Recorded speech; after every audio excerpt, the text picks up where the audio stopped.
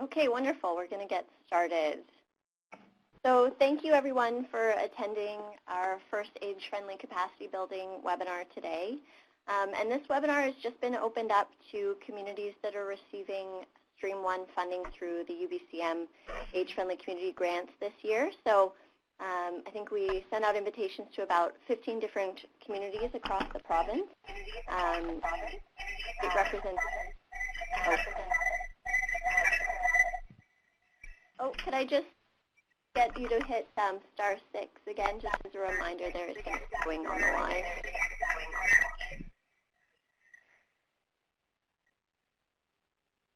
Okay, great. So the purpose of the webinar is kind of just to connect communities who are going through the age-friendly planning and assessment process, mostly for the first time, and also to learn a little bit about what other communities have done that they found really successful and helpful through their age-friendly planning processes. So who's on the line today? My name is Sarah Ravlich. I'm the Healthy Communities Planner here at BC Healthy Communities, and I manage all of our age-friendly and aging programs and portfolio. Celeste Zimmer, you may have been on for the technical orientation, and she was kindly guiding you through that. She's our community engagement coordinator and also our webinar whiz, so it's awesome to have her help today. So this is just kind of a brief agenda of what we're going to talk about in the next hour and a half, but we're hoping that we'll be able to get you to engage in a lot of discussion and sharing amongst one another. If you look over to the right-hand side of your screen, as Celeste mentioned earlier, there is a chat box. So if you have questions throughout the presentations, feel free to type those questions into the chat box, and I will try and keep track of them and get to you in order as those questions come in. You can also ask a question over the phone if you have dialed in. What I request that you do is if you look at the top kind of left-hand side of the screen, there's a little icon, a person with their hand raised. If you could just click that, it'll indicate it next to your name, and I'll know that you have a question, and we can try and coordinate those phone questions as well. And again, it's just *6 to mute and unmute yourself. So just to get us started and get to know a little bit about who's on the line, we're going to do a couple of poll questions. Celeste will pull those up now. And so the first one has to do with the weather where you are today. We're asking what's the theme for your weather today. We've got good day sunshine, who will stop the rain, get off my cloud, blowing in the wind, a hazy shade of winter, or possibly something else.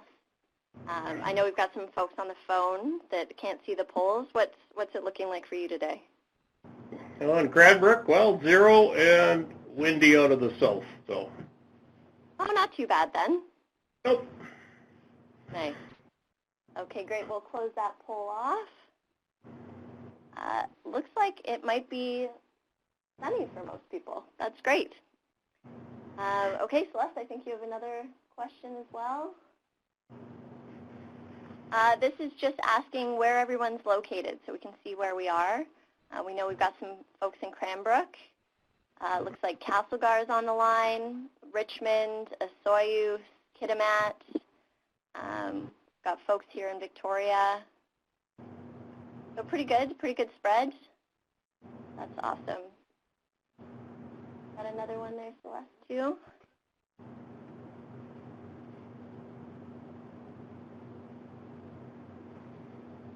All right, and then we did ask this in our registration as well, but we're just trying to get a sense of who's participating. So do we have community members on the line, local government, provincial government, private business? Oh, looks like we're kind of almost split between community organizations and local government staff. Kind of Cranbrook, it's the advisory committee. Great, and so you guys are made up of a variety of folks? Yeah, local community organizations and some private citizens and that. And government. And how many are actually on the line in Cranbrook? There's 6 of us sitting around the table, but our committee is composed of 14 people with municipal government sitting on board. That's great. So it just so happens that this meeting today is taking place just prior to our monthly meeting, so it was rather well timed. Good, that worked out nicely. Okay, final question.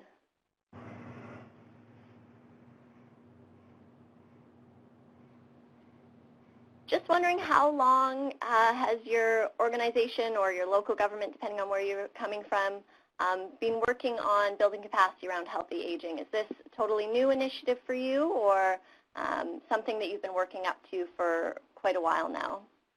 Oh, it looks like quite a few people are saying 5 years plus. So getting to the process of the assessment and action plan, it sounds like there's been a lot of kind of work leading up to that, which is fantastic. Yeah, it's the same in Cranbrook with the Safe Communities and the Social Planning Group and other groups that are present at this table that have been working on various facets. And there was a project here, I think in 2012, just a particular project for AgeFriendly. So it's been around here for a while too. Great, thanks, Doug. Okay. So we'll jump into more of the content of the webinar now. So our goals for today are just to share some ideas and best practices for age-friendly assessment and action planning. And I know that we may have one community on the line as well that is working on some dementia-friendly planning. And so hopefully John from New West can speak to that a little bit as well. And if you have questions specifically about the dementia-friendly, I'm sure he'd be happy to answer those. And then we're hoping just to connect to communities who are undertaking the age-friendly planning process with one another. Hopefully you can see one another as a resource as you move through this process. So who are we at BC Healthy Communities? We are a provincial nonprofit, and we provide services, programs, and resources to support multi-sectoral collaboration and engagement for creating healthy and resilient communities. And we partner with the Ministry of Health to deliver the age-friendly capacity building program. And a lot of our work focuses around the social determinants of health. And mostly, you look at, there's ways to impact people's health that have to do with their individual lifestyle or their social and community networks. But really where you can kind of get the most bang for your buck are in these more cultural and environmental conditions, so our living and working conditions. So that's kind of where we try and focus our work on making impacts and assisting communities as we try and do that. And our Healthy Communities approach is kind of built around these 5 pillars. And our kind of core value of the Healthy Communities approach is capacity building and empowerment for individuals, organizations, and communities.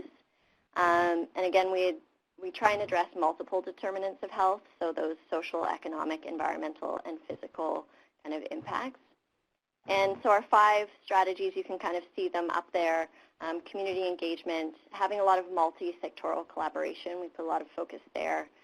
Doing asset-based community development, trying to build political commitment, and then hopefully that leads to healthy public policy as well. So the programs that we actually run through the age-friendly kind of portfolio here at BC Healthy Communities, we help to administer the Age-Friendly Communities Recognition Awards each year.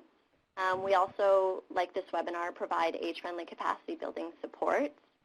And we also run a program called Aging Well, which is more about individuals planning for their aging journey. And I'd be happy to tell you more about those.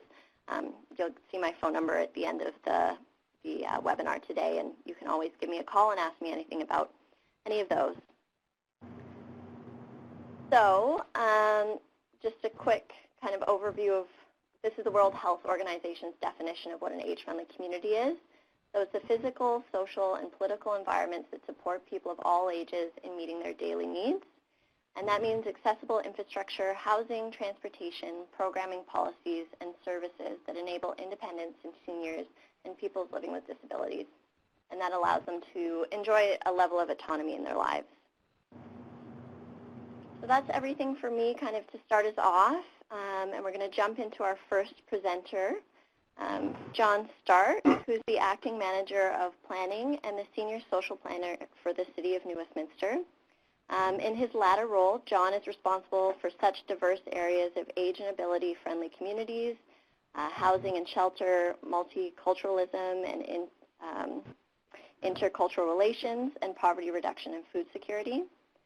Regarding the age-friendly communities, John coordinated the Dementia-Friendly Communities Action Plan, which was the first dementia-specific plan in BC, and the Age-Friendly Communities Strategy, which was a collaborative effort with the School of Community and Regional Planning at SCARP at the University of British Columbia. And John is also the staff representative to the Seniors Advisory Committee, which advises Council on Aging Populations. So we'll let John jump into his presentation, and at the end we'll have about 10 minutes for questions. And again, you can use the chat box or over the phone to do that. So I'll hand it over to you, John. Okay, thank you.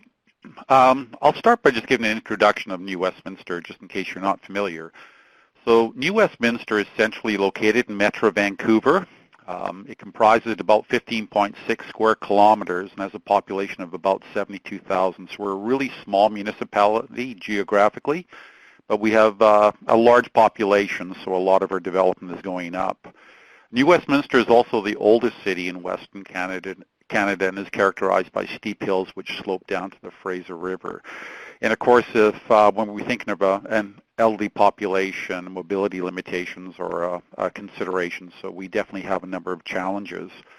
With regards to other challenges, we have a lot of older heritage buildings, and a lot of those buildings, including commercial buildings, are not accessible.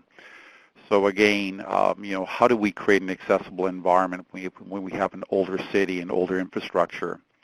The city is served by one senior center, and there are 2,000 members of that senior center, so it is a very popular location and resource. But similar to probably a number of the other municipalities, who are represented today, we have a really lean staff contingent and limited resources. So I always kind of consider ourselves being kind of the poorer cousins of Richmond, Coquitlam, and Burnaby. So, we really have to do more around interdepartmental collaboration, and partnerships, including with the senior levels of government, are really important and actively facilitated. I'll just move on to the next slide now. So I'm just going to talk a little about with regards to, and I'm sure this is readily apparent in other municipalities around the aging of the population. So similar to other municipalities, we are experiencing an aging population in New Westminster. And between 2011 and 2036, the number of seniors will increase by 130%. So that's from about 8,835 to over 20,000. So we're going to see a significant increase both by percentage-wise, but in absolute numbers too. And just by comparison, the overall population will increase by 44%. So here we can just see a significant aging. Also in 2036, seniors will comprise 21.4% of the city's population. And we do have two neighborhoods right now where that percentage is close to 25%. So it kind of provides a preview or a sneak peek into the future, in which 1 in 5 residents will be a senior. And there are other municipalities like West Vancouver and White Rock in Metro Vancouver where those percentages are already over 1 in 5. The city has a key role to play. As a city, we inform the built environment, and we're also responsible for civic facilities and infrastructure such as sidewalks and signage. The city also provides a range of programs and services. And I would say on a daily basis, this is the level of government that most impacts the lives of seniors while contributing to their independence and quality of life. So as we've worked on a dementia-friendly community action plan and an age-friendly community strategy, we do see the local government as having a key role to play. I'm just going to talk about just some of the early work which we did, which provided a foundation for some of the later work which happened. So in 2009, the city conducted extensive research and consultation in support of an age-friendly community initiative.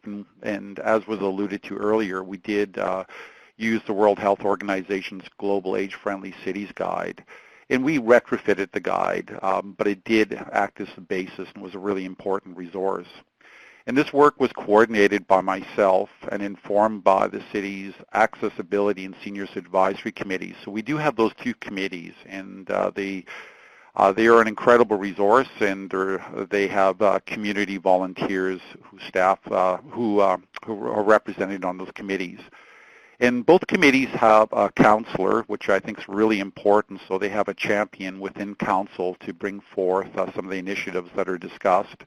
As stated, they involve community members, and they also have representatives of ability and senior service organizations. So they're a really important representative body. And what's most important, these advisory committees to council can make recommendations for action to council. So when we think of a dementia-friendly community action plan, it did come out of our seniors advisory committee. So and just having a council, like I said, a council representative, you do have that voice on council. So that's a really important learning right there. The research and consultation identified a number of challenges and issues facing seniors, and I'm sure these are probably commonplace in other municipalities too. Some of the challenges were difficulties in moving about the built environment, and I did allude to earlier just with regards to we have gradients in excess of 10%, so that's going to be a challenge for our municipalities and for others. Disrespectful, inattentive, and unresponsive customer service, high levels of isolation and loneliness, particularly among newcomers. About 70% of our population growth in Westminster is due to immigration, and we're finding that senior newcomers, in many cases, are looking after grandchildren, and they're not connecting to settlement services and not integrating into the community. Inability to inform municipal planning and decision making, and sometimes that's the fault of our own municipality by doing more online platforms with regards to engagement, which exclude individuals. So we're looking at more inclusive engagement processes. A lack of accessible and adaptable housing and limited information about available programs, services, and support. So this work that we did back in 2009 formed the foundation for a number of age and ability-friendly community initiatives which followed. It also found that seniors wanted to take an active role in planning for and meeting their needs, and it became the impetus of the city's philosophy of planning with and not for seniors. So we've really taken that to heart. That's what we really heard, that seniors want to be involved early on and throughout, and they didn't want staff who may not understand their needs planning for them. I'm just going to go on to the next slide. So based on the identified challenges and issues which I cited, and with the direction of the two advisory committees to council, the city set out on an ambitious journey to create an age and ability-friendly community. And the city successfully applied for funding of the BC AgeFriendly grant program. And I will say a lot of the work that we've done as a city with regards to working towards an age and ability-friendly community, I can give a lot of the credit with regards to this funding source because I'll cite some of the initiatives that we undertook with this funding. We created a directory and held 3 resource fairs which addressed that need to get information out to seniors. We developed a seniors engagement toolkit, and I'll speak a little bit more to that later. But that was really important because seniors were saying that they're not engaged and their voice was not being heard.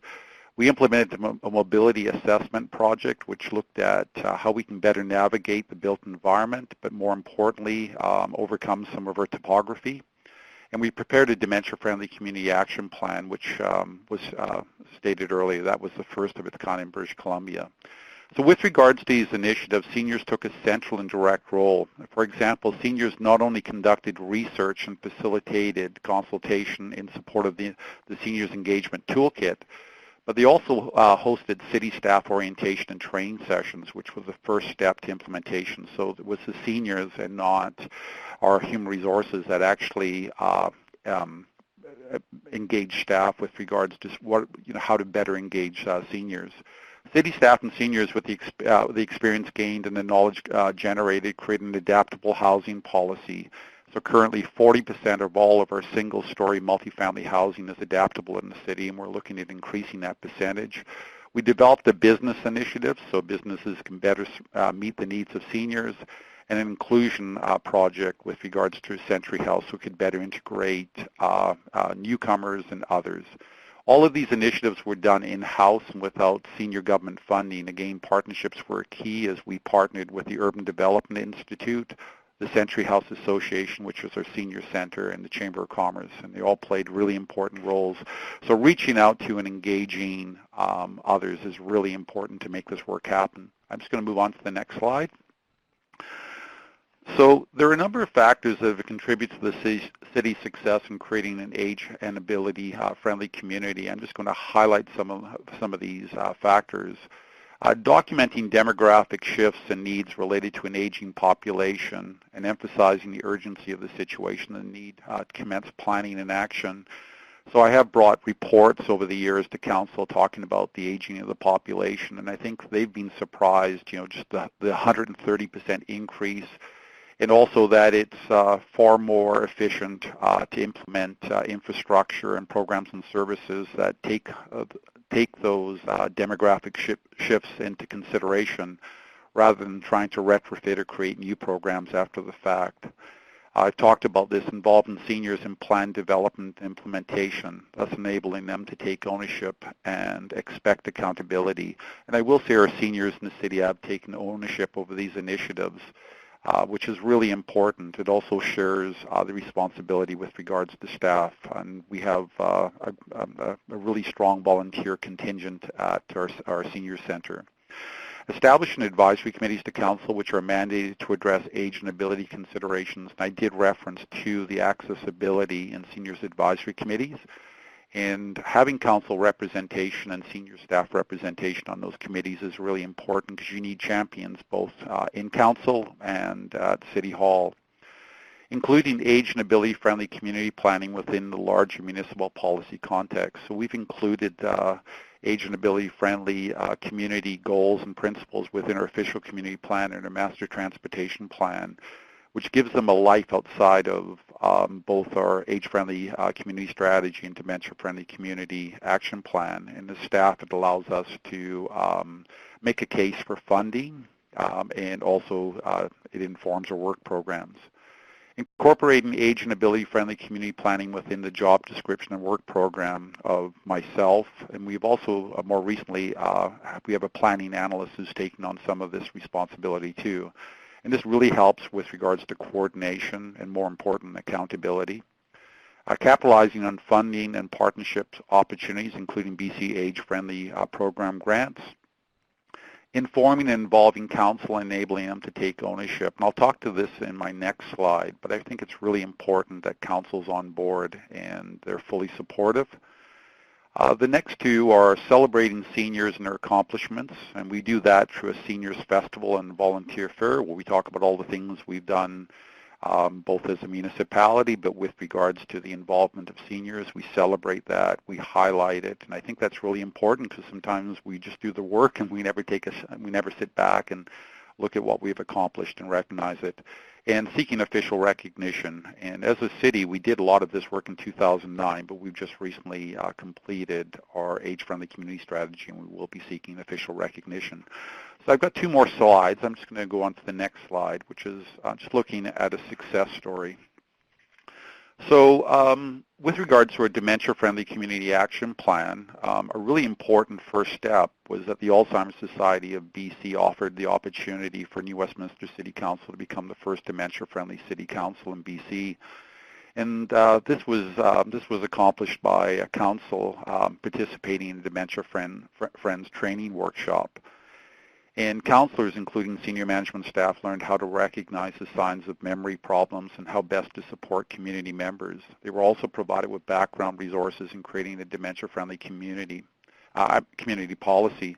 What was really interesting, out of our mayor and 6 counselors, 5 had a personal story with regards to dementia. So it was after, with regards to this training, council took a vested interest, and each one of them, like 5 of the 7 could, relay a story and just the importance of the city being on board.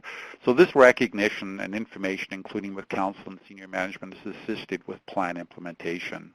I'm just going to move on to my last slide now. So in 2016, the city decided to revisit the original 2009 work related to age and ability-friendly community. and create an overall vision which would inform city departments and develop a comprehensive strategy to implement that vision. Interestingly enough, at about the same time, the UBC School of Community and Regional Planning approached the city about a possible studio project involving a small team of graduate students. The city proposed an age-friendly community strategy, and from there, city staff and the School of Community and Regional Planning students worked on the strategy.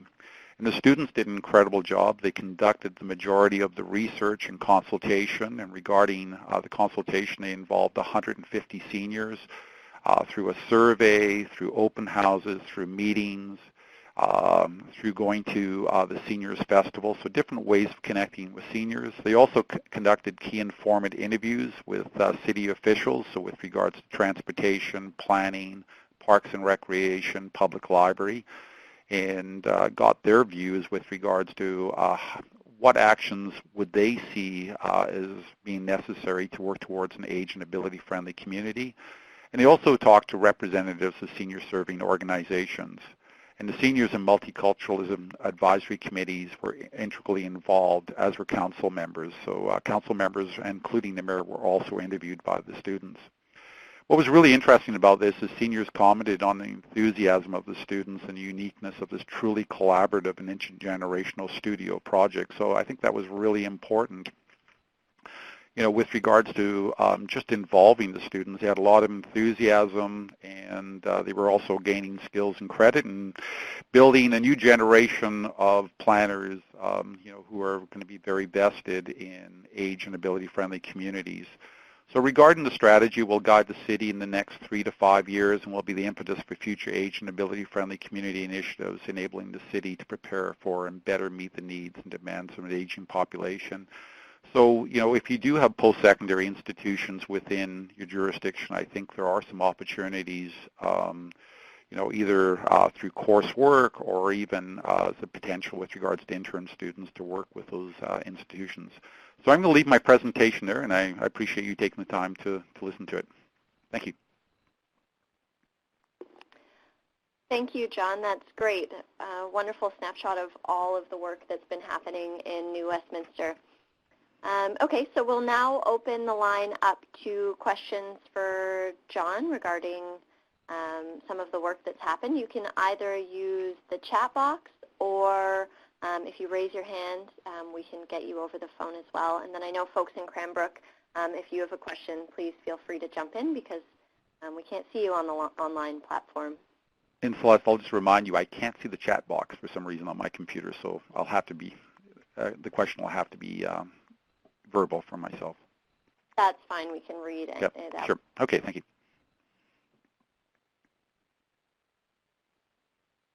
There must be questions out there. We can also, I suppose we could also get Lila to do her presentation as well, and get questions, everyone's questions, all at the end. I don't know if there's a preference for that. Oh, it looks like Debbie might be typing into the chat box right now. Give a moment for that.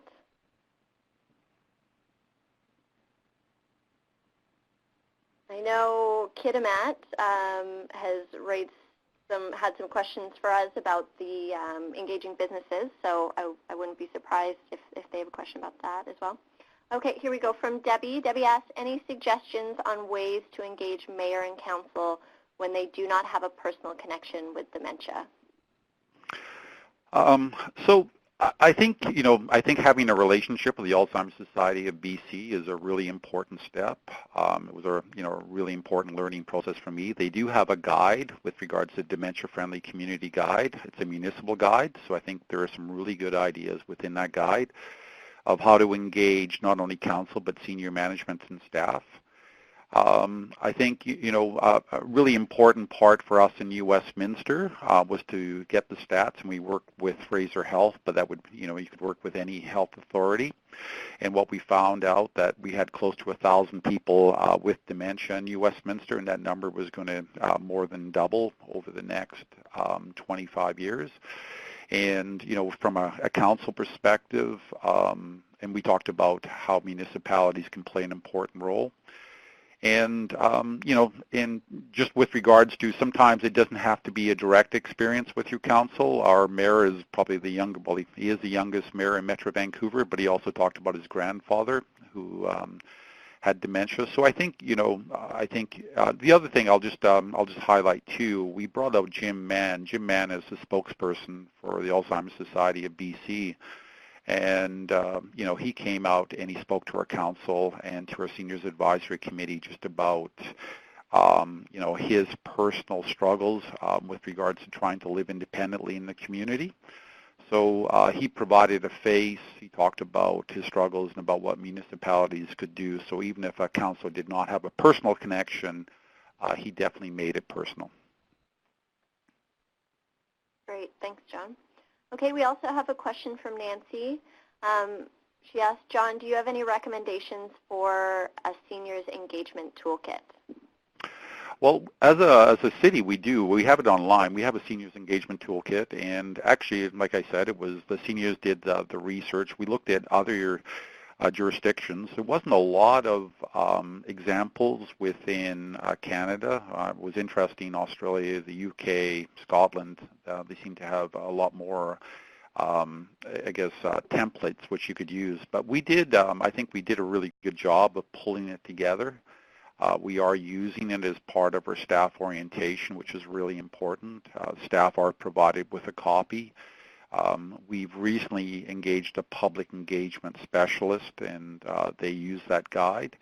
So it is on our website, and I think it could form the basis for a guide, or if someone wanted to, they could just retrofit the guide for their own purposes. So I think there's a lot of valuable lessons that we learned. Just for example, with regards to PowerPoint presentations, trying to provide timeouts if it's a longer presentation. So if someone has to go to the bathroom or refresh themselves, reminding staff to speak slowly, and open houses, providing seats near boards so people can actually sit down, ensuring that there are tables if people have to fill out questionnaires. There's lots of really good advice within that engagement toolkit.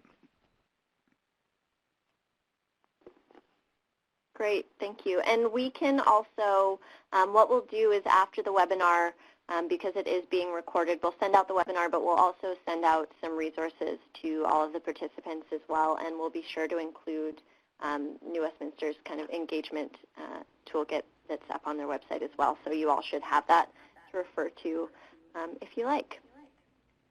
Okay, any more questions? Oh, looks like a couple more people are typing in. Let's just give it another minute here.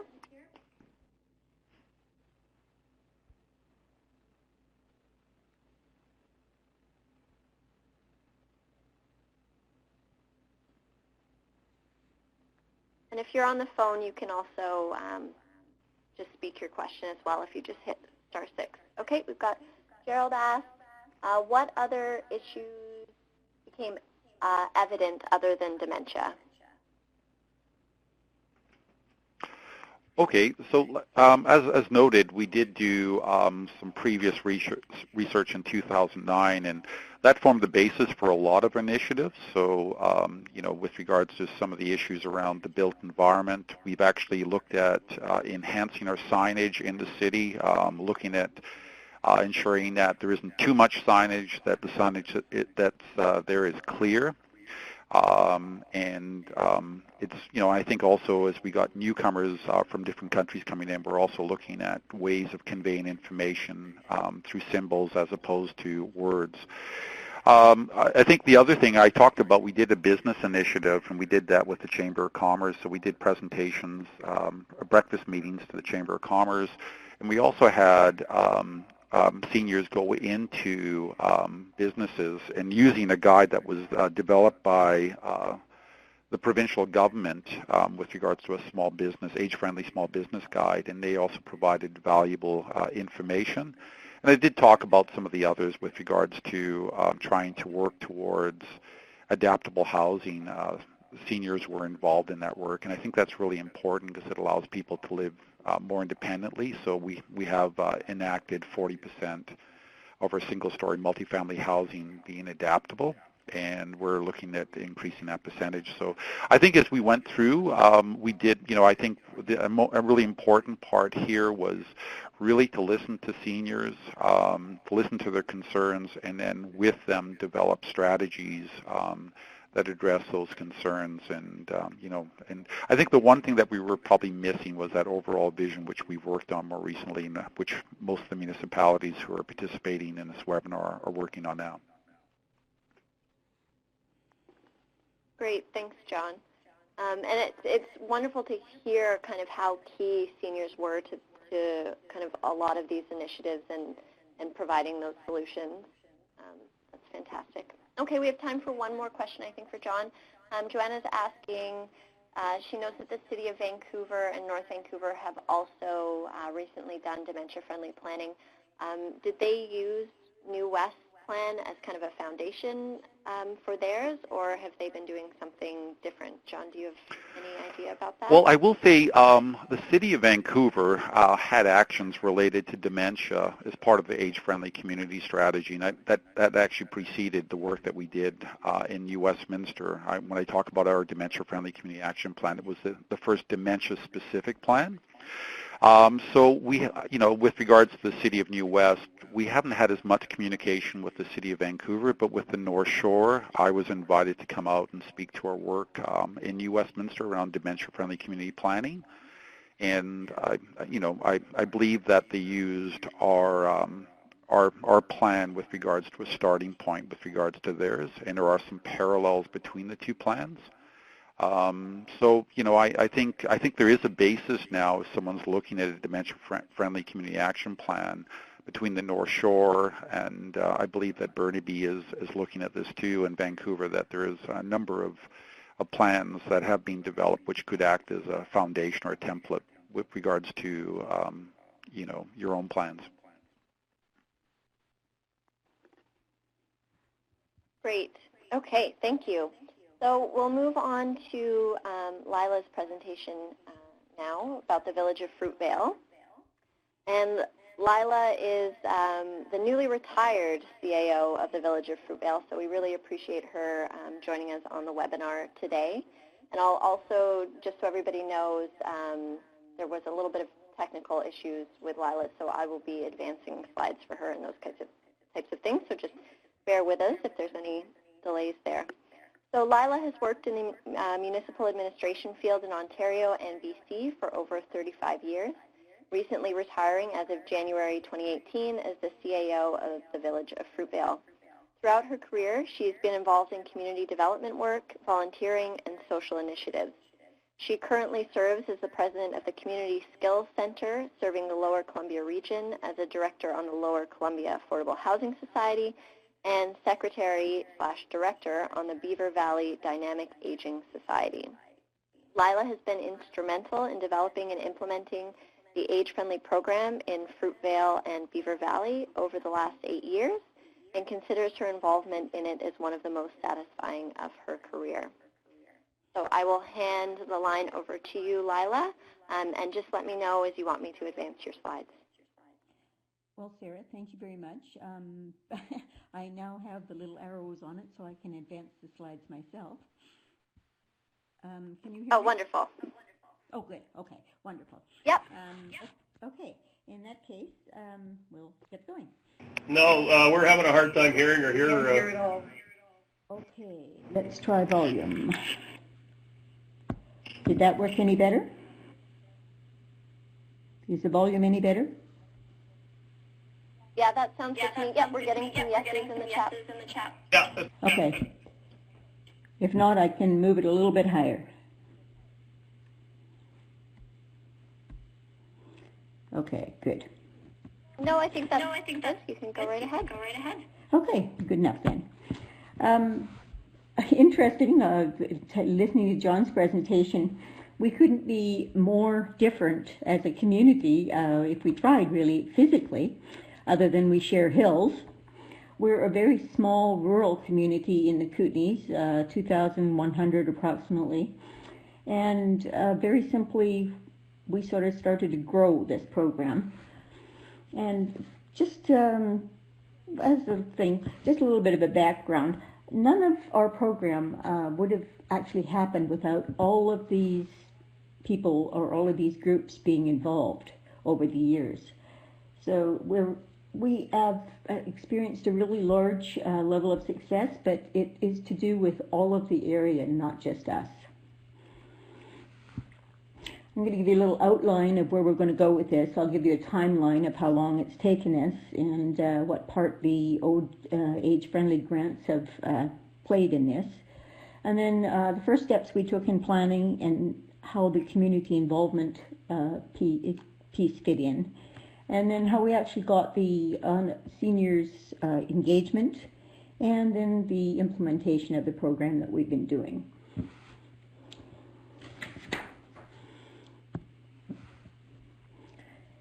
The first thing we had was the Ministry of Health Seniors Housing and Support Initiative way back in 2008, 2009, for us to do our OCP planning. That was our focus on it, was to actually get the age-friendly put all the way through our OCP. We wanted to recognize ages and abilities. The one thing I do find interesting is that age-friendly has become synonymous with seniors for some reason. And I think I like the world view that it's 8 to 80 or whatever, cradle to grave, I don't care which one you want to use. But I do think it shouldn't just be synonymous with seniors. Anyway, we did put age-friendly initiatives all the way through our OCP. And just to, if you have a look at this, you can see that it's taken us about 9 years to get to where we are. So it's not an early thing. It's not a fast thing either. From our experience, though, there's more than one level of consultation. You just have to keep consulting. We did the consulting at the beginning, and then we did consulting when we got into projects and implementation. And I think it's fair to say that consulting and consultation never ends. You just keep checking back in. So it's important to build into your process systems that allow for regular input from all stakeholders, you know, your seniors, your other age groups, your volunteers, local governments, other orders of governments if you're involved with them, corporations and businesses, as well as individuals. So in 2009, we actually got the grant for our age-friendly thing. The first one that came out for us was the $10,000 one. And from that, we started to do focus groups and consultation sessions. And it was specifically for the policies and objectives to ensure that age-friendly was enshrined in our new OCP. The first learning tip that I have for you is make sure you take the time to know your community. Do the research, find out the key players, because it will save you a lot of time in the end. As a small community, without a dedicated planner or anything like that, we struggled at first, and we thought that the residents would, really welcome the opportunity to provide input. And we had a bit of a surprise. We had to beat the bushes to get people to come out. So we went to association and club meetings, coffee sessions, seniors housing. We went to curling clubs. We offered open houses. And we still felt that we were missing a large component of the population. And we really wanted them to offer the direction. That was the important thing to us. So we finally identified key players in seniors in the community, and literally sent out invitations, got on the phone, asked them to bring others with them to focus sessions. And we found that the demographic group that we were seeking wasn't really forthcoming with suggestions at first. They seemed to find it kind of unusual to be asked what they wanted or needed. I don't think that's going to happen with my age group. I think we're entitled enough that we're going to start telling you exactly what we want. However, we did find that it took a little while to get the elders involved in actually asking for what they wanted and identifying problems. Anyway, we did get good input finally, and through the various consultation ways we did. And then we used that information to develop age-friendly objectives and policies in the new OCP. And this slide pretty much will show you how many different areas those things attach to. And as with John's presentation, you'll see that it was pretty much all the same type of things that were the issues. You know, the housing, the levels of the accessibility of housing, the type of housing, the ability to have recreation that's suited to all levels and abilities. Transportation was an issue. People were very concerned about whether or not there would be the ability to get around once they lost their driver's license or were not comfortable traveling on winter roads, which is also something we have here, John, that you don't. It's major snow most of the time. The community character was something that was more to do with cultural and that type of thing. The affordable housing I mentioned already.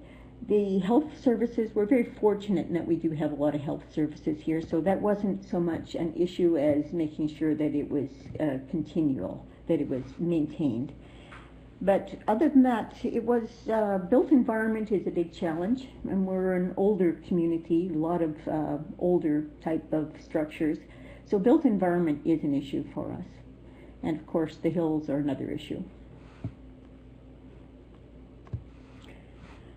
So after the project planning, we went into the next phase of it, and we went for the actual project, the type of things to, create an age-friendly program that would meet all of those, or try to meet the needs that were identified in the original consultations. We were successful in 2012 for the project to start in 2013. And it was the $20,000 UBCM Ministry of Health grant, the Age-Friendly grants, second level. Actually, our matrix and the outcomes that we wanted identified that we really wanted a coordinator to create a directed program using the previously used, the collected information. The second bullet here makes it look like we were, ready, we were going to just take the OCP consultations and run with it. But we really wanted a more formal age-friendly assessment of the community, and to build an actual assessment, identify everything, and keep the data for it. The one thing we did find was the inventory of services and programs was really important, because we found out that there were a lot of things that were available locally or sub-regionally, but the information just wasn't widely dispersed, or people just didn't know about it or where to go looking for it. So after this, we actually did reach out again and to key community members from our original ones and people that were still involved and interested. And we did the consultations again. We sent out invitations. We did posters, newsletters, announcements, and followed them up with telephone calls, because we found that the personal touch was really, really important. We had 2 meet and greet sessions, which were more formal, and they were facilitated. And those ones there, we actually used the 8 features of the age-friendly community. That was something that we found that was, it'll be on the next slide, actually what we used for our facilitation. But other than that, we went out to coffee shops, we met with the people at housing complexes, restaurants, community events. We went to May Days and did surveys, a number of things like that. As I said, the meet and greets were a little more formal, and they were facilitated. But other than that, we felt that the coffees and the drop-ins were a better way just to get anecdotal type of information, which sort of verified what we were collecting out of the larger sessions. We also developed a steering committee, and those were retired seniors, and some people that were close to being retired, plus some service providers. And that steering committee basically ran the program and identified where we were going with it. Many of them are still involved, but our steering committee has morphed into a much larger type of and more fluid organization now. The other thing we found is, being a small community, we realized that our population, or people that identified with our area, weren't just within our municipal boundaries. So we included all of the Beaver Valley, which included Fruitvale, the Village of Montrose, electoral area A of the regional district, Beaver Falls, and we made it wide open to everyone in that area just because that's the population of interest really in our area. And it sort of fits with John's point about coordinating with other municipalities or other areas there.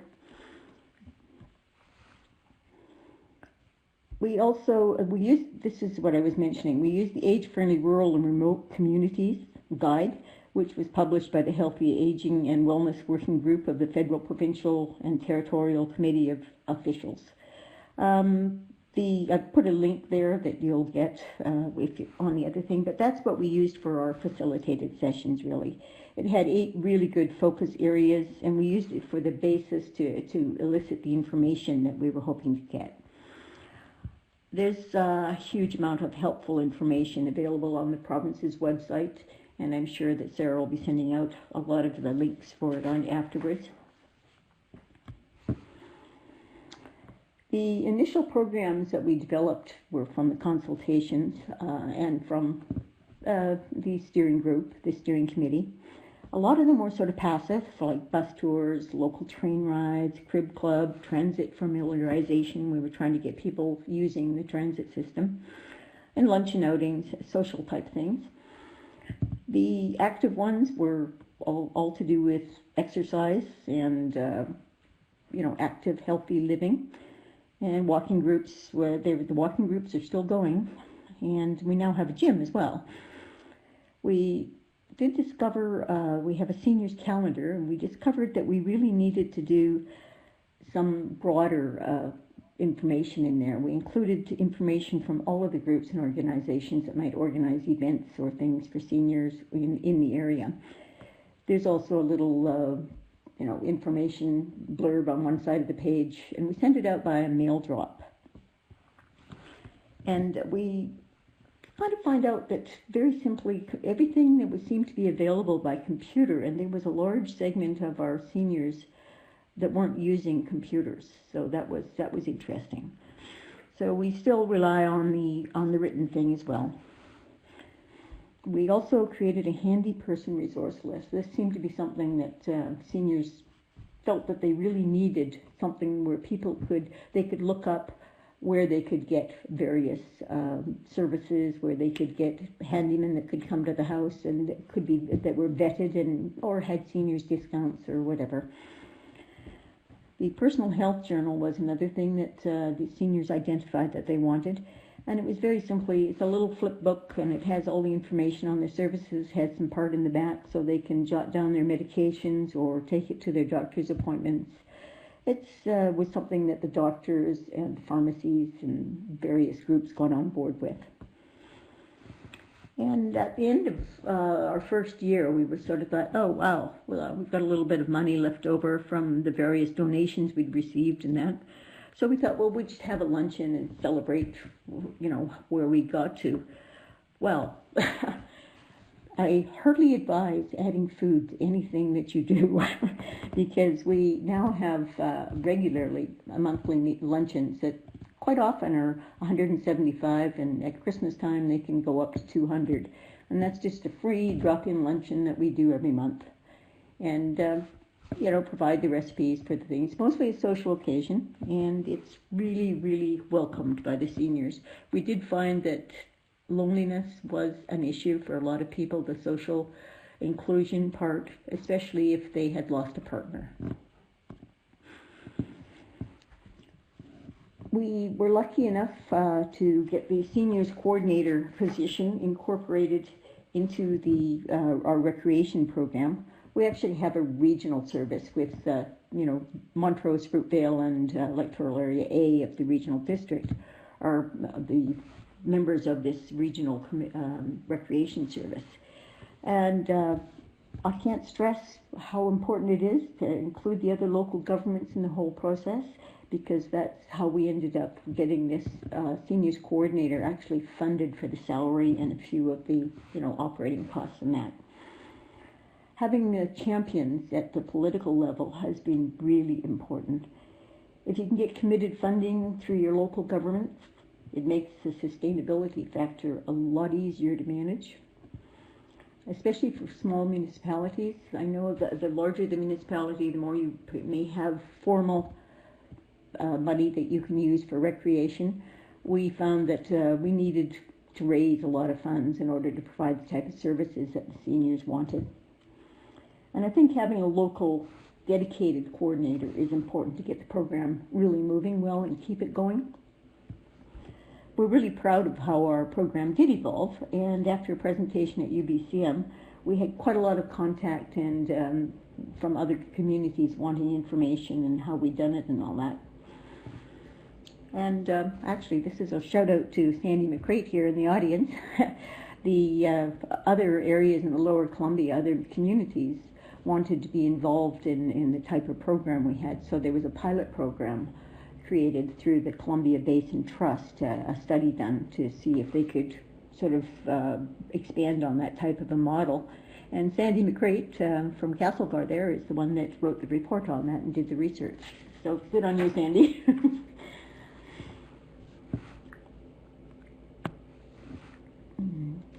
So although we have committed salary funding, we're a small, like I said, we're a small rural community, and most of our programming is covered by getting grants. So use any of those types of information, the types of money that you can get, and involve all of everything in it. We've been very fortunate in that the foundations and we have a local trust that supports us really well. The corporations have been amazingly supportive of us, as have businesses in our community. Many of our having an experienced grant writer for a small municipality is really helpful. Many of our projects were funded through Columbia Basin Trust grants, New Horizons for Seniors grants, the federal one, or corporate donations. We're very fortunate. We've got ATCO Wood Products, Columbia Power, Golden Life Management, which is a housing company or a seniors congregate care management company.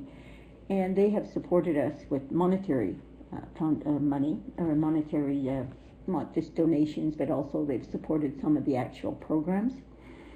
Our local medical clinic has kicked in. The local retailers and businesses, they get on board with gifts and discounted expenses for anything we do in our program.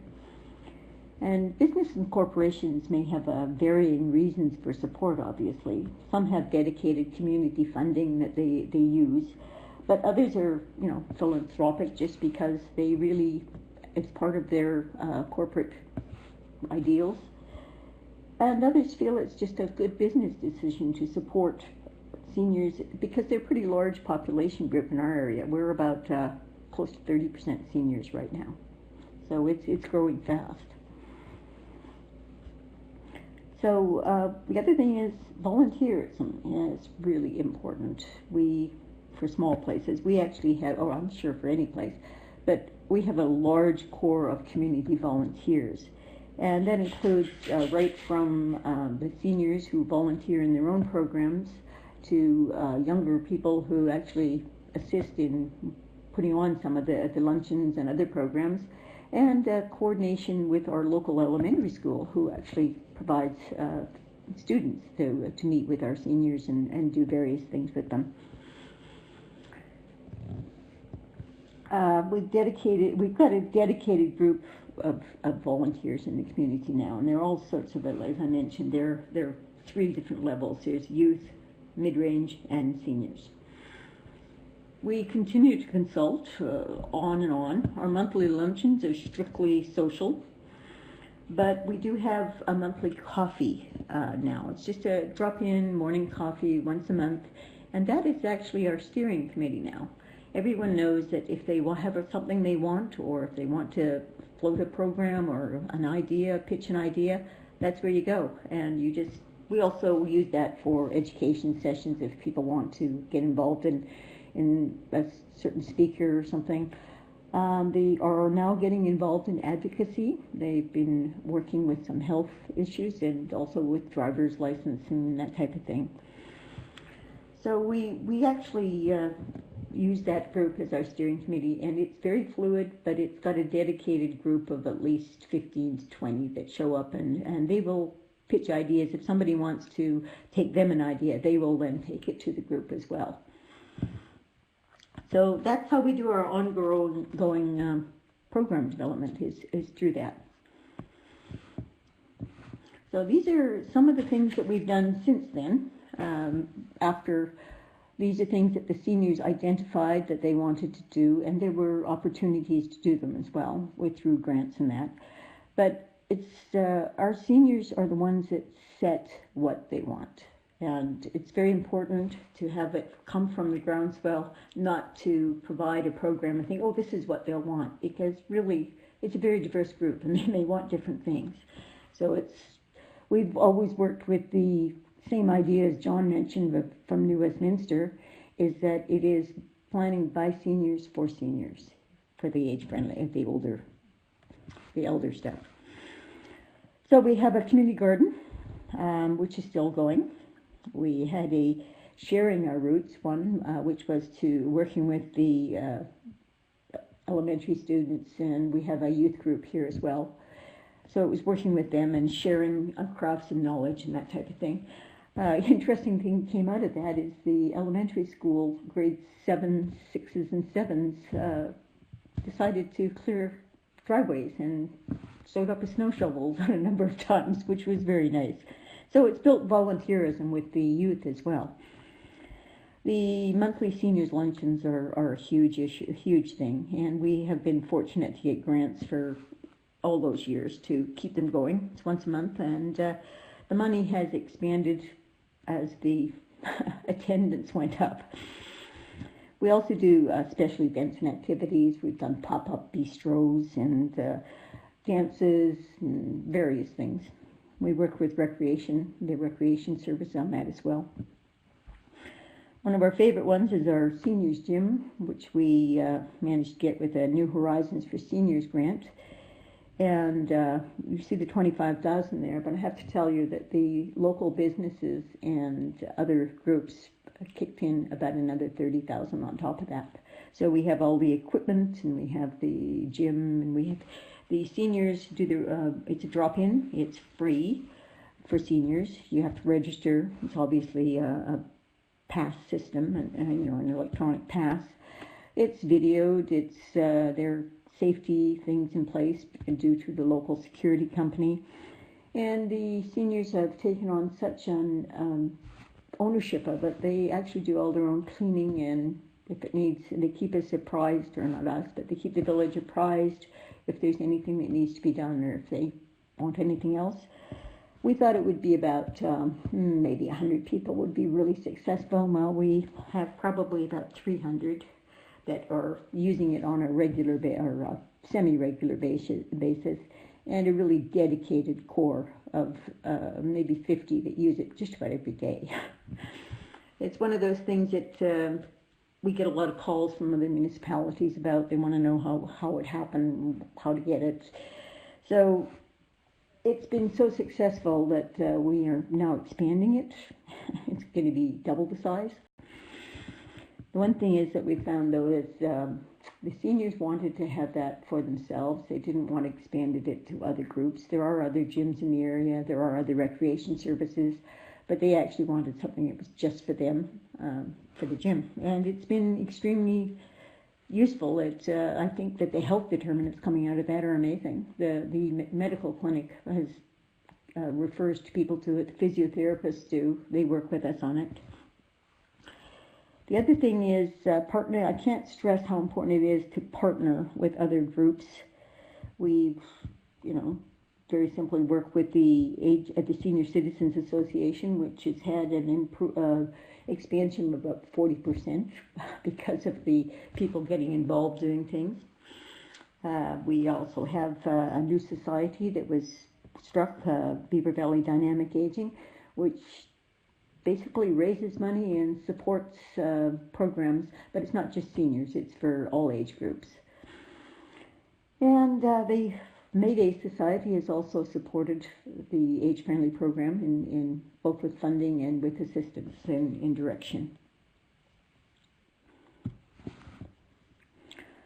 And other ones we did was volunteer driver program, and this was thank you again to Sandy McRae for getting us connected with this one, and also the gatekeepers training. And there you go, Sandy, to you again. I did discover that, as I mentioned, that not everybody is computer literate, and we had a large core that weren't. So now we have smart device training and assistance and drop-in sessions with Columbia Basin Alliance for Literacy. We've had musician groups formed. We provided dance opportunities, which we just did with the BV Recreation just did a dance. Their February seniors dance, which the AgeFriendly supports and financially, and it was a good 200 seniors out there for dinner and dancing. It was wonderful to watch them. I went to watch just because I love to see them dance, frankly. You don't see that kind of dancing sometimes anymore. The other thing was the monthly seniors calendar and the newsletter, which I mentioned. It has articles in it. We make sure that everyone, all they have to do is let us know when the event is, and we'll get it out there to them. It's a monthly one, drops off first of the month through the mail. We also put it online, but it's mostly just included with the village monthly newsletter that we send out.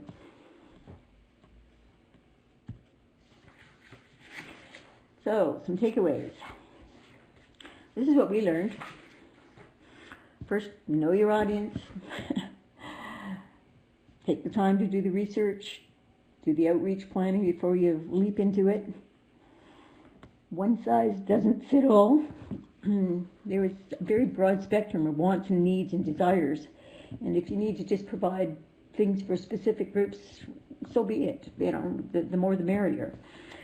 Some programs will be universal, some will only be for a small group. And I think you'll find from this the key successes I'm going to mention here are that they're pretty much the same as what John said. It doesn't matter the size of the community, it really is the same types of things that come out. Don't reinvent the wheel, you know, make sure another group isn't already providing it, and if they are, try to partner or work with them for it or support them. Social connection was something that we found, especially in our area, to be really, really important. Not everything has to be educational. Sometimes it is really just social. And as I said, sharing food was amazing. And celebrate everything and often. Celebrate, celebrate, celebrate. And communicate as well, because communication was absolutely key.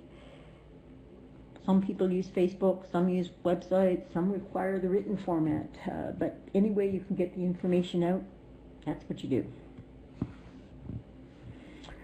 Also discovered that there were distinct senior groups. There's the early retirees that, you know, they're quite open about what they want and asking for things and making sure things happen. We had the 65, 75-ish that, you know, they're mostly who we have in our program right now, and the over 75s, and they seemed to be extremely thankful for almost anything, but now they are actively involved in planning. The groupings are very fluid. I mean, just use those age groups as sort of a similarity type thing, but they're very fluid. We found that was important in the consultations because the expectations and the desires and the willingness to participate were quite different among those groups. Know your stakeholders. Getting the political buy-in was amazing. Having political cheerleaders just makes everything so much easier for monetarily. And somebody asked how you get people, sort of a general question on getting people involved. How do you get the political buy-in? And we discovered that we did have, our politicians were interested at the beginning, but once it took off and became successful, they were really on board. So that was something that we're really happy to see. And diversification of funding, sustainability. If you're large enough to have this just fit right into your recreation or your cultural programs, wonderful. But small municipalities may have a little harder time on that. So if you have engaged stakeholders from business and corporations and trusts and other local governments, they will help. They will support, and it always helps for sustainability. We also found that some programs should be free, just to ensure that everyone can access them, and most of our programs are. But we also discovered that some people were quite happy to donate, so we actually have a donation jar at our luncheons or at events, and there is no pressure to, but most of our luncheons have now become Toonie Tuesdays, and they are voluntarily donating a fair amount toward their own programs now. Surveys and questionnaires, we found that they needed to be brief. If you really wanted input, it had to be brief, because otherwise you just get, oh, thank you very much, and we're very happy you're doing this, and kudos. But it doesn't, you really want the information, not necessarily the thanks, although the thanks is really nice to have.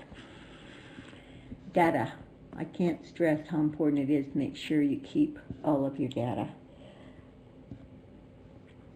And we also find with some of our things that all ages events or programs, they're happy to, people are happy to participate in them, but sometimes they really want something just for themselves. They're planning for their own programs. They're happy to share events in that, but sometimes they really just want to have something for seniors. And the other couple of last things, be prepared that there will be a demand created. And once people are successful and the program is successful, that demand will grow exponentially. And the last thing is always keep checking in, just keep engaging, consulting, celebrating, and keep it moving. I'm more than happy to provide any assistance I can to anyone, or if you need documents that I can get for you, that's fine too, or applications or grant ideas. I'm sure most of you are quite familiar with all those things though.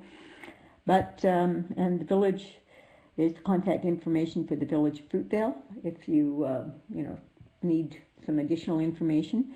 Right now, our seniors coordinator is changing.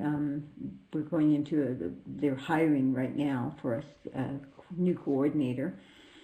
And I think probably you might not get the information you want right away, but I can either help you or put you on to somebody who could get it for you if you need it.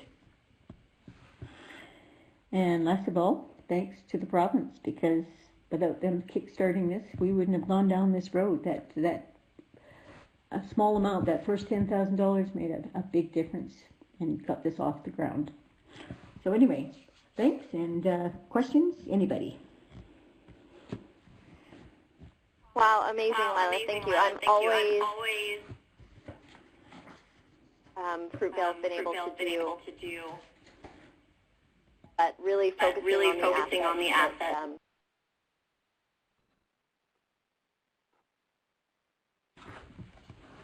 Okay, it looks like Sandy made a question.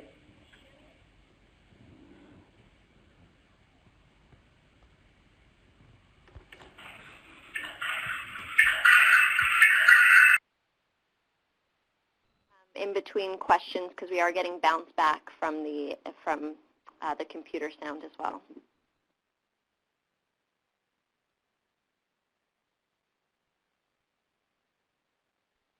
Okay, people are typing. Let's see who gets their question in first.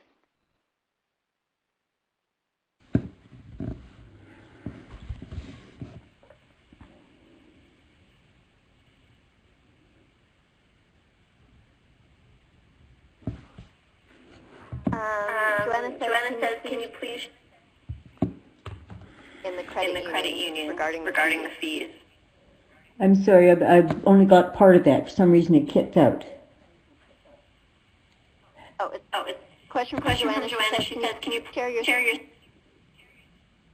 union regarding fees? Actually, no, I can't, because that wasn't our age-friendly program. That was an advocacy group from out of I think it was Nelson.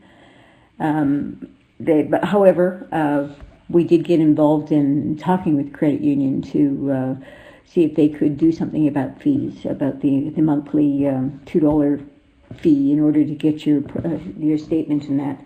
I'm not really familiar where that is, because that was taken on by a different advocacy group, which I don't know if they're even around anymore, frankly. Okay, thank you. Thank you. Any other questions out there?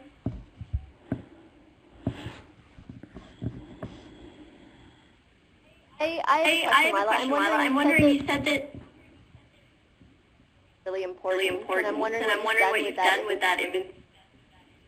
You know what? You're cutting out totally. Sorry. Yeah. You made it. Sarah, it's Doug. We're hearing everything. I think someone's got their phone line and their computer open. Your computer or your phone line, that would help. Yeah, it's hard to even hear.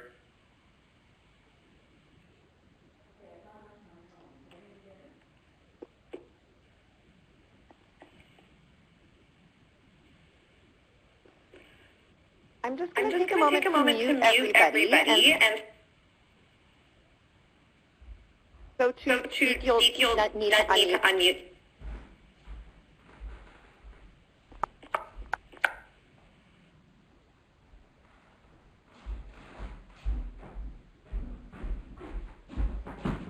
All guests have been muted.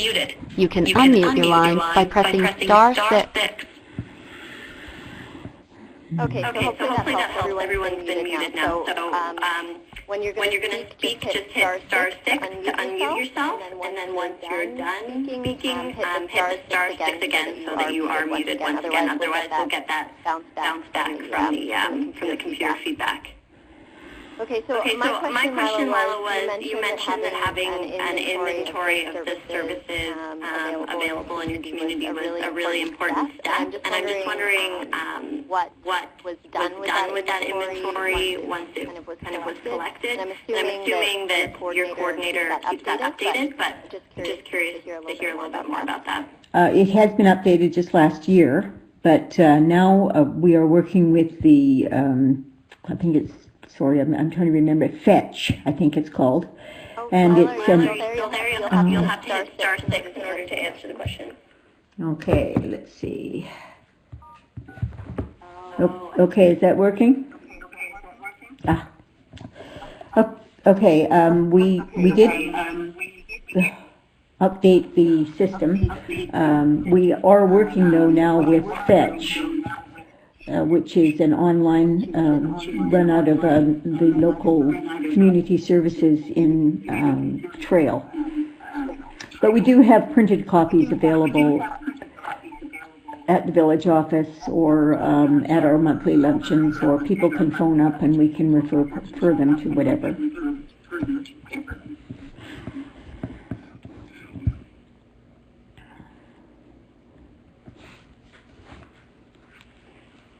Okay, I didn't catch all that. We're still having a little bit of... I'm getting double speak on this. Yeah, do you have it for your computer speakers as well, Lila? Yeah, I've disconnected the microphone speakers, but it's still happening. It's one of those wonderful things that I don't know how it works with an iPad sometimes. Anyway, I'm going to walk into the other room. Maybe that'll hit it off a bit. Is that any better? I'm not too sure. I was going to say you could try turning down all of the volume on your computer as well. Yep, I will do that. They'll hear the echoing. Yeah. Okay, is that any better? Okay, is that any better? Yeah. Okay, great. I think that would be better. So if anybody else got any questions? All right, let's see. Anybody in the chat box have any questions for Lila? I know that was a lot of information that she shared. There's been a lot of work happening in Fruitvale. And I know, Lila, you're a wealth of knowledge about this because you were involved for quite a lot at the time. Well, it is. I think having an age-friendly coordinator that is on top of things is just amazing. Vicky Fitzpatrick was our coordinator, and she just resigned because of the volume of work. So now they're hiring a new person. But I think sharing the information as widely as possible is where we've been happy to. That's where we really feel success. That's where we really feel success. That people come back to us and say, "Hey, yes, tell you what we did." Like, yeah, hey, that's a good idea. We'll grab onto that too. Yeah. Yeah, that's great. Okay, and Celeste, you're busy typing away. Is the sound okay now, or are people still having issue? Okay, people are still having issues, so I'm wondering if maybe we should, unfortunately, try and wrap things up. We were only going till anyway. If anybody wants to, phone me, I'm more than happy to answer any of the questions they have there, or email. Okay, wonderful. I'll include your contact information in the email that goes out. Okay, thanks very much. Okay, thanks very much, Vin. You're very welcome. Gerald said he's going to contact you via email, so expect a couple questions, I think. Okay, just to quickly wrap up, this is just some supports that are available through BCHC continuing forward, so we're happy to provide any links to resources and guidance on best practices. As far as age-friendly planning is concerned. So again, you've got my phone number there as well. Please reach out to me anytime. I'm happy to answer questions, try and direct you to other communities that have done or are doing similar work so that you can be kind of reaching out to them as a resource as well. And we are going to be providing further capacity building support similar to this in 2018, and we're just finalizing what those will look like. And in March, we'll be getting back out to you with more information about what those will include. And we'll skip over this and go over to evaluation. So this is the first time that the age-friendly community grants have been kind of handed out in two different areas, one in the age-friendly assessment and action planning and one to do projects. And so this is one of the first times we're kind of engaging with these planning groups all as one, and we're trying to be strategic about the types of resources and supports that you folks are looking for and what we can be providing. So we'd be really grateful if you could click on the link and fill out an evaluation form and just provide some more insight into, from a capacity building aspect, what kind of things would you be looking for from BC Healthy Communities to help you move your age-friendly projects forward and to kind of leverage them as much as possible into broader and long-lasting projects. Okay, I think if I can get to the last slide here. I think that's everything from us for today. I apologize for the technical issues at the end there. And again, Lila's information will be available through the slides and when we send the final kind of webinar package out to everyone. So please feel free to contact her, contact myself as well if you have any questions. And hopefully we can kind of continue to do some work with this group moving forward. And so my email address and phone number are on there. And you can also visit either our AgeFriendly webpage or, of course, the AgeFriendly BC, the provincial website, has a lot of resources there as well, and we'll be happy to send along those links. And, yeah, please fill out an evaluation form. We really appreciate it. Thank you for attending today. Bye, everybody.